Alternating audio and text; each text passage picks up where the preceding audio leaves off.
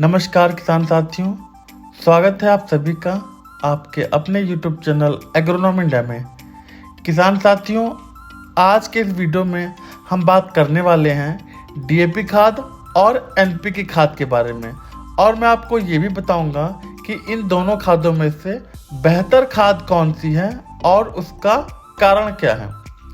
हमारे देश के अधिकांश किसान भाई DAP खाद का इस्तेमाल करते हैं और यह एक अच्छी खाद है क्योंकि इसमें नाइट्रोजन 18% और फास्फोरस 46% पाया जाता है। लेकिन क्या आप जानते हैं कि इससे भी बेहतर एक विकल्प है और वो है NPK खाद। चलिए समझते हैं क्यों NPK खाद DAP से बेहतर विकल्प है।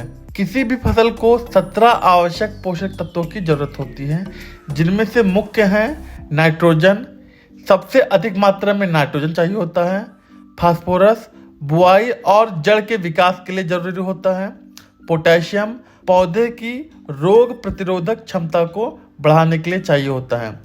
इनके अलावा calcium, magnesium, sulphur, zinc, iron, boron जैसे तत्व भी जरूरी होते हैं, लेकिन इनकी मात्रा कम होती है।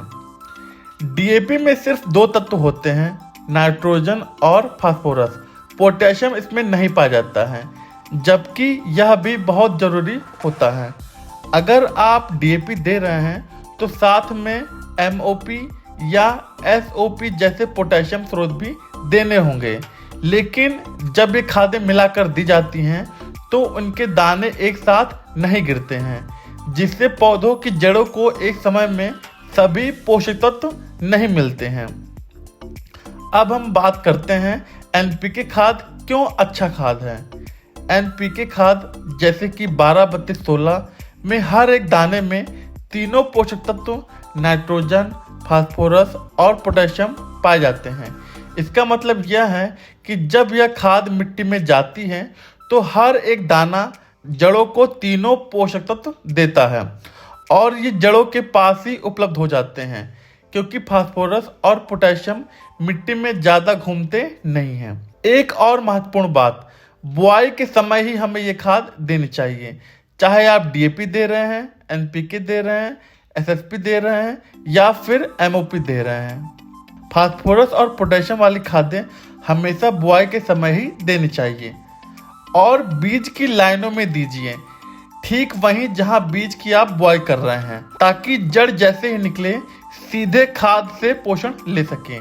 तो किसान भाइयों, अगर आपके पास विकल्प है तो NPK 12-32-16 को प्राथमिकता दीजिए आप। इससे आपको मिलेगा संतुलित पोषण, बेहतर अंकुरण, मजबूत जड़ें और अंत में अधिक उत्पादन। अगर आपको ये जानकारी अच्छी लगी हो तो हमारे चैनल एग्रोनॉमी इंडिया को सब्सक्राइब करें। मिलते हैं अगले वीडियो में नई जानकारी के साथ। तब तक के लिए नमस्कार, धन्यवाद, जय जवान, जय किसान।